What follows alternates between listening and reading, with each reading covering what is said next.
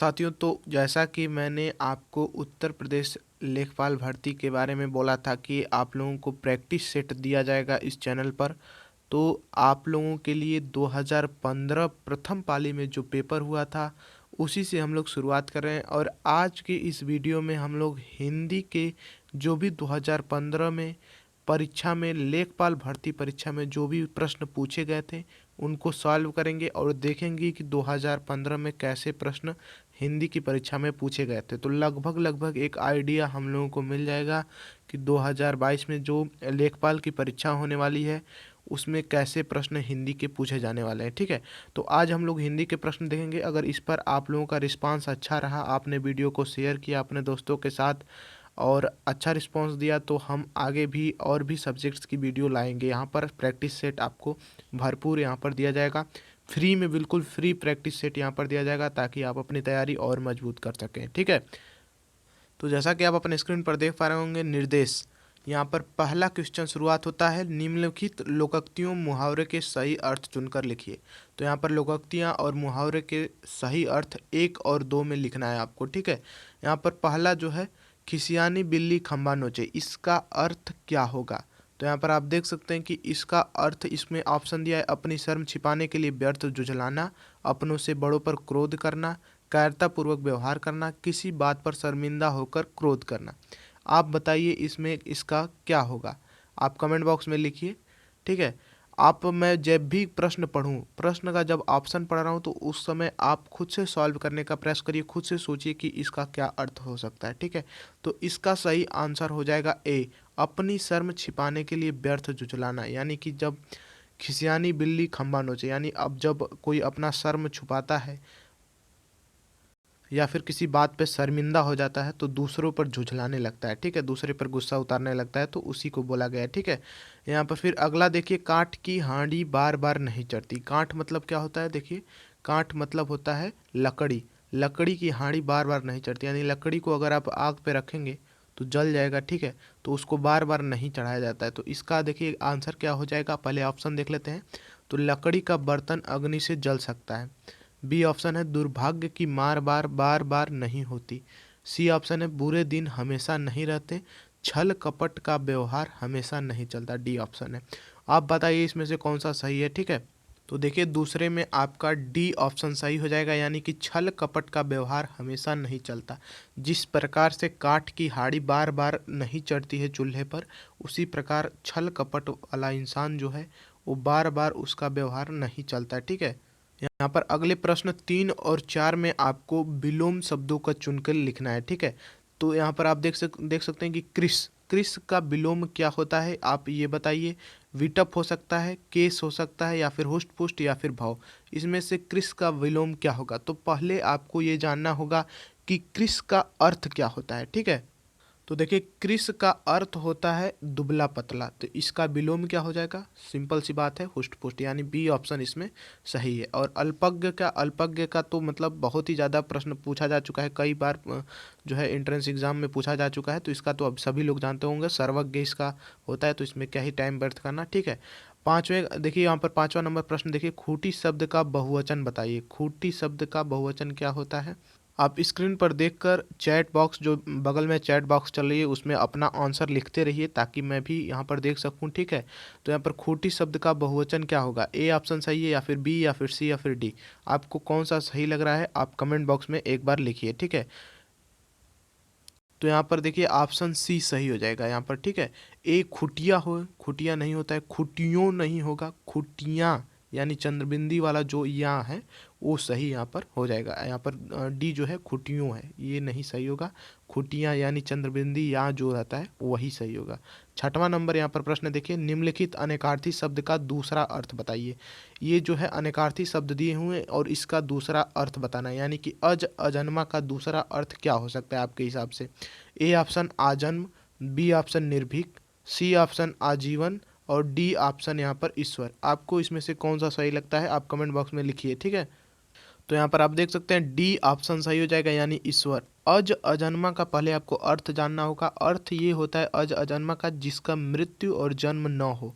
तो जिसकी मृत्यु और जन्म नहीं होता है उसका जो है अर्थ एक तरह से कह सकते हैं हम लोग ईश्वर ही। ठीक है, तो यहाँ पर आपका छठवां का डी ऑप्शन सही हो जाएगा। ठीक है, चलिए 7वें नंबर प्रश्न पर चलते हैं। तो देखिए 7वें नंबर प्रश्न में दिया हुआ है, निम्नलिखित में से कौन सा शब्द वर्तनी की दृष्टि से शुद्ध है। इसमें से कौन सा शब्द आपको सही लग रहा है, आप कमेंट बॉक्स में लिखिए। प्रतिनिधि इस तरह सही है, बी वाला प्रतिनिधि ये सही है, या फिर सी या फिर डी। आप लोग कमेंट बॉक्स में लिखिए, मैं आपको आंसर अभी बताता हूँ। ठीक है, तो यहाँ पर आप देख सकते हैं कि आप लोगों ने, उम्मीद कर रहा हूँ कि लिख दिए होंगे। तो यहाँ पर आप देख सकते हैं कि ए जो है ऑप्शन सही है, यहाँ पर प्रतिनिधि ऑप्शन सही है। आप लोग कई बार इस तरह का लिखा हुआ देखे भी होंगे। ठीक है, यहाँ पर फिर इसके बाद अगला प्रश्न आ जाता है 8 और 9 प्रश्न। 8 और 9 प्रश्न में यहाँ पर देखिए, इसमें जो भी त्रुटि है, त्रुटि वाले को काला करना है। यहाँ पर आप देख सकते हैं कि 1 2 3 वाले को अगर आप 1 2 3 में अगर कोई त्रुटि है तो उसको आपको फिल करना है, या फिर जिसमें त्रुटि नहीं, कोई त्रुटि अगर इसमें नहीं है तो डी वाला ऑप्शन आप चूज कर सकते हैं। तो यहाँ पर आप देख सकते हैं 8वां क्वेश्चन दिया हुआ है, विद्यालय में जलपान को उत्तम प्रबंध है, कोई त्रुटि नहीं है। अब इसमें कौन सा ऑप्शन आपको सही लग रहा है, आप कमेंट बॉक्स में लिखिए। यहाँ पर ए विद्यालय में, बी जलपान को, सी उत्तम प्रबंध है, डी या फिर कोई त्रुटि नहीं है। तो आपको कौन सा सही लग रहा है, आप कमेंट बॉक्स में लिखिए, मैं आपको आंसर देता हूँ। तो आपको यहाँ पर क्या लग रहा है कि कौन सा सही है। मुझे तो यहाँ पर साफ यहाँ पर दिख रहा होगा, कि आप लोगों को भी दिख रहा होगा कि जलपान को उत्तम प्रबंध है, को थोड़ी ना होता है। ठीक है, जलपान का तो बिल्कुल सिंपल सिंपल प्रश्न 2015 में पूछे गए थे, और इसी तरह के लगभग लगभग प्रश्न जो है 2022 में भी पूछे जाएंगे। लेकिन कंपटीशन थोड़ा तगड़ा रहने वाला है, तो आप लोग गलत नहीं करेंगे तभी जो यहाँ पर बीट कर पाएंगे। क्योंकि देख सकते हैं आप लोग 28-28 लाख के करीब पेट में ही फॉर्म भरे थे स्टूडेंट्स ने, तो कम से कम 10-20 लाख तो जाएंगे ही आपके जो है लेखपाल एग्ज़ाम के लिए। ठीक है, तो उसमें कंपटीशन तो काफ़ी तगड़ा रहने वाला। अगर 10 लाख भी अगर मान कर चलिए, अगर लेते हैं ये लोग 10 लाख भी स्टूडेंट्स अगर देते हैं परीक्षा, तो भी 8,000 वैकेंसी पर आप लोग सोच लीजिए कितना तगड़ा कंपटीशन होने वाला है। तो आप लोगों को प्रैक्टिस बहुत ज़्यादा करनी होगी, इसीलिए मैं कह रहा हूँ कि डेली प्रैक्टिस आपको इस चैनल पर देखने को मिलेगी। बस आप चैनल से जुड़े रहिएगा, चैनल को सब्सक्राइब करिएगा। और अगर आप पीडीएफ को डाउनलोड करना चाहते हैं, मान लीजिए 2015 का पेपर का पीडीएफ आपको डाउनलोड करना है, तो मैं जो है ये पीडीएफ टेलीग्राम चैनल पर उपलब्ध कराता रहूँगा। टेलीग्राम नहीं ज्वाइन किए तो लिंक डिस्क्रिप्शन बॉक्स में मिल जाएगी, जाकर ज्वाइन कर लीजिएगा। तो इसमें आप देख सकते हैं कि बी ऑप्शन सही हो जाएगा, जलपान का। जलपान को यहाँ पर गलत है, जलपान को नहीं, जलपान का होना चाहिए। ठीक है, यानी कि विद्यालय में जलपान का उत्तम प्रबंध है। ठीक है, अब यहाँ पर 9वां प्रश्न देखिए, मुझे रेलगाड़ी में यात्रा करना अच्छी लगती है, कोई त्रुटि नहीं। अब इसमें बताइए कौन सा सही है। इसमें तो आप लोग साफ ही देख पा रहे होंगे कि अच्छी लगती है, अब लगती है तो होगा नहीं, यानी कि सी ऑप्शन यहाँ पर सही हो जाएगा। यानी कि अच्छी लगती है गलत होगा, मुझे रेलगाड़ी में यात्रा करना अच्छा लगता है। ये तो सिंपल सिंपल से प्रश्न है, आप लोग उम्मीद है सारे लोग सॉल्व कर रहे होंगे। ठीक है, फिर देखिए यहाँ पर अगला क्वेश्चन 10वां नंबर, निम्नलिखित में से कौन सा शब्द तत्सम है। इसमें से कौन सा शब्द तत्सम है। ए ऑप्शन आज, बी ऑप्शन आँख, सी ऑप्शन अग्र, और डी आग। आपको इसमें कौन सा लगता है। तो देखिए पहले आपको ये जानना होगा कि तत्सम तद्भव होता क्या है। दो शब्द होते हैं, देखिए तत्सम और एक होता है तद्भव। तो देखिए तत्सम उसे कहते हैं जो बिना किसी संस्कृत के मिलावट के बना होता है। ठीक है, और जो शब्द संस्कृत शब्द से उत्पन्न होता है, या फिर संस्कृत शब्द को मिलाकर बना होता है, तो उसे हम लोग तद्भव शब्द कहते हैं। तो इसमें जो है तत्सम शब्द अग्र हो जाएगा। ठीक है, और यानी कि या आज, आँख और आग, ये जो है तद्भव शब्द है। ठीक है, फिर यहाँ पर देखिए प्रश्न 11 और 12 के लिए आपको अनेक शब्द के लिए एक शब्द यहाँ पर चुनना है। तो इसको तो याद ही करना पड़ता है, जो लोग याद किए रहेंगे इसमें वो काफ़ी बेहतरीन मारेंगे। ठीक है, तो देखिए पर्वत की तलहटी, इसको क्या कहा जाता है। द्रोण कहा जाता है, बेसिन कहा जाता है, या फिर घाटी कहा जाता है, या फिर उपत्यका कहा जाता है। आप लोग कमेंट बॉक्स में ऑप्शन लिखिए। ठीक है, तो उम्मीद कर रहा हूँ आप लोगों ने लिख दिया होगा, और इसका सही आंसर हो जाएगा डी, यानी उपत्यका। पर्वत की तलहटी को उपत्यका कहा जाता है। ठीक है, चलिए अगले प्रश्न पर चलते हैं। ठीक है, तो ये देख सकते हैं यहाँ पर अगला प्रश्न है, कंजूसी से धन व्यय करने वाला को क्या कहा जाता है। तो देखिए कंजूसी से धन व्यय करने वाले को यहाँ पर कृपण बोला जाता है। ये ऑप्शन यहाँ पर सही हो जाएगा। ठीक है, फिर यहाँ पर देखिए प्रश्न 13 और 14 में रिक्त स्थानों की पूर्ति करना है। तो यहाँ पर आप देख सकते हैं कि 13 में, उसका हृदय इतना कोमल है कि मित्र तो क्या वह अपने किसको भी चोट पहुंचा नहीं सकता, यानी डैश किसको भी चोट पहुंचा नहीं सकता। अब किसको चोट नहीं पहुंचा सकता, शत्रु को चोट नहीं पहुंचा सकता, सहयोगी को चोट नहीं पहुंचा सकता, विपक्षी को, या फिर प्रतिरोधी को। तो यहाँ पर आप देख सकते हैं कि मित्र तो पहले ही यूज हो चुका है, दूसरा क्या यूज हो सकता है, शत्रु, यानी कि यहाँ पर ए ऑप्शन आपका सही हो जाएगा। ठीक है, फिर चलिए अगले प्रश्न पर चलते हैं। तो देखिए अगला प्रश्न है 14 नंबर, देश रक्षा के लिए प्रत्येक नागरिक को रहना चाहिए, क्या रहना चाहिए, उद्धृत रहना चाहिए, प्रबुद्ध रहना चाहिए, संबद्ध रहना चाहिए, या फिर उद्यत रहना चाहिए। तो देखिए उद्यत मतलब क्या होता है, पहले ये आप लोग जान लीजिए। उद्यत मतलब तत्पर होता है, यानी कि यहाँ पर हर देश के हर नागरिक को देश रक्षा के लिए हमेशा तत्पर रहना चाहिए और उसके क्रम में कोई भी कार्य जो है करते रहना चाहिए, जैसे कि आसपास साफ सफाई रखना, पेड़ को बचाव रखना, पेड़ लगाना, मतलब इस तरह के कार्य करते रहना चाहिए, ताकि आप लोग भी देश हित में थोड़ा एक कदम उठाएं, सभी लोग एक कदम उठाएंगे तो काफ़ी चीज़ें यहाँ पर मैनेज हो जाएंगी हमारे कंट्री में। ठीक है, चलिए अगले प्रश्न पर चलते हैं। 15वें प्रश्न पर, अरविंद शब्द का पर्यायवाची शब्द बताइए। अरविंद शब्द का जो है पर्यायवाची शब्द क्या होगा यहाँ पर। तो देखिए अरविंद शब्द का पर्यायवाची शब्द कमल होता है, सी ऑप्शन यहाँ पर आपका सही हो जाएगा। ठीक है, 16वां, निर्धन में कौन सी संधि है। अब निर्धन में कौन सी संधि है ये आप लोग बताइए। फर्स्ट ऑफ ऑल तो आप लोगों को निर्धन का पहले संधि विच्छेद करना पड़ेगा इसमें संधि जानने के लिए।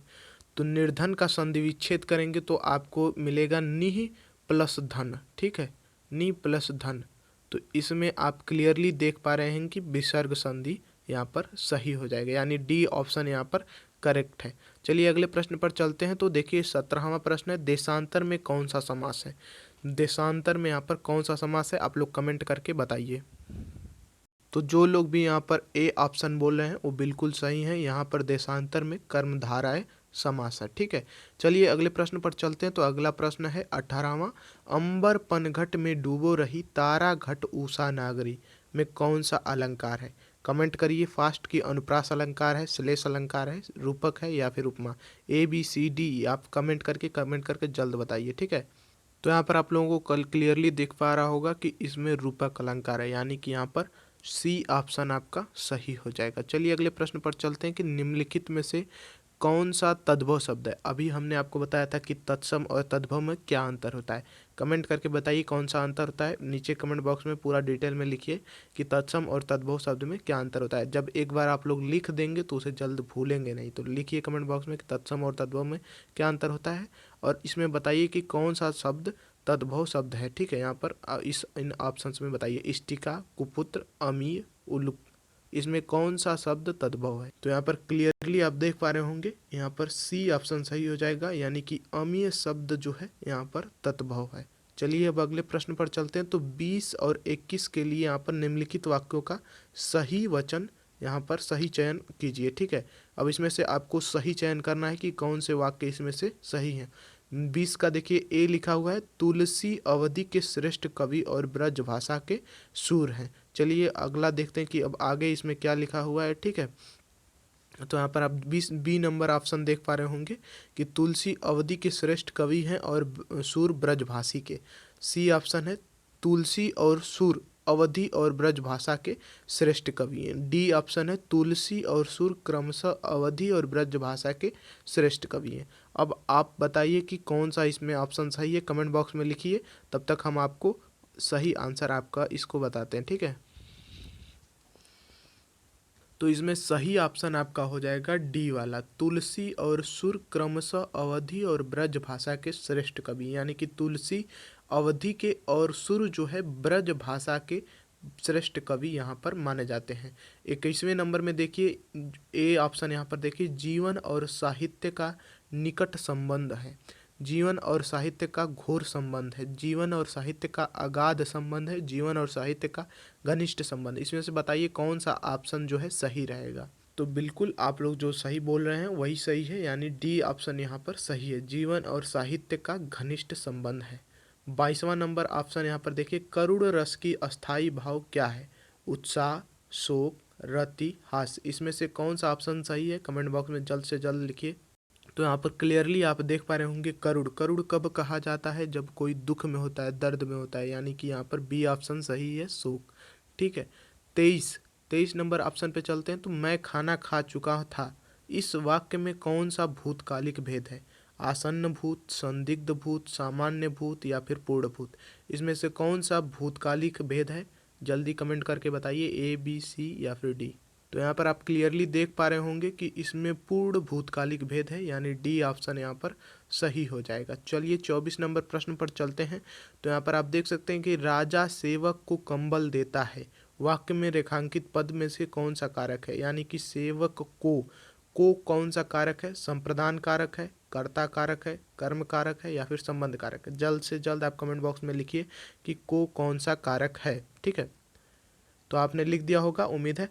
यहाँ पर ए सही हो जाएगा, संप्रदान कारक होता है को। ठीक है, को जो है संप्रदान कारक होता है, कर्ता ने कर्म को करण से, इस तरह से याद कर लीजिए आप लोग, आराम से याद हो जाएगा। और एक बार देख लीजिएगा, इसमें एक क्वेश्चन 2 क्वेश्चन जरूर कहीं ना कहीं आपको किसी न किसी पेपर में देखने को मिल जाएगा। लेखपाल में तो मिल ही सकता है, किसी भी पेपर में आपको काफ़ी ज़्यादा हेल्प करेगा कारक, तो कारक को जरूर याद कर लीजिएगा।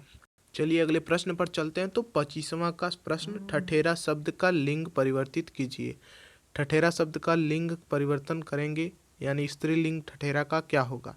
ठठेरा तो पुल्लिंग है, स्त्रीलिंग इसका क्या होगा, ठठेरिन, ठठेरिनी, ठठेरी, ठठेरा, ठठारी। तो यहाँ पर आप साफ देख पा रहे होंगे, ठठेरिन जो ए ऑप्शन है यही सही होगा, क्योंकि ठठेरनी भी नहीं होता, ठठेरी भी नहीं होता और ठठारी भी नहीं होता, यानी कि ए ऑप्शन यहाँ पर, यानी कि ए ऑप्शन यहाँ पर सही हो जाएगा। ठीक है, उम्मीद है आपने यहाँ पर जो भी स्कोर किया होगा आप कमेंट बॉक्स में करके लिख कर बताएंगे कि कितना आपने स्कोर किया। इसी तरह की डेली प्रैक्टिस सेट के लिए हमारे चैनल को सब्सक्राइब करिए और ज़्यादा से ज़्यादा लोगों में शेयर करिए, ताकि हम आपको और बेहतरीन से बेहतरीन कंटेंट प्रोवाइड करा सकें। तो ये जो आपने देखा हिंदी का था, 2015 प्रथम पाली में ये लेखपाल भर्ती परीक्षा में पूछा गया था। मैंने सोचा इसी से शुरुआत करते हैं, आज हिंदी का था। अब अगर आपका बेहतरीन रिस्पॉन्स आता है तो सारे सब्जेक्ट्स का धीरे धीरे शुरू कर दिया जाएगा इस पर प्रैक्टिस सेट, तो आप इस पर बेहतरीन रिस्पॉन्स दीजिएगा। उम्मीद है सारी चीज़ें आपको क्लियर हो गई होंगी। बस यही आपको जो है आज के इस वीडियो में पढ़ाना था। सारी चीज़ें आपको प्रैक्टिस सेट किए होंगे। अपना आंसर जरूर बताइएगा कि आपने 25 में से कितना पाया। ठीक है, बस जय हिंद दोस्तों, वंदे मातरम।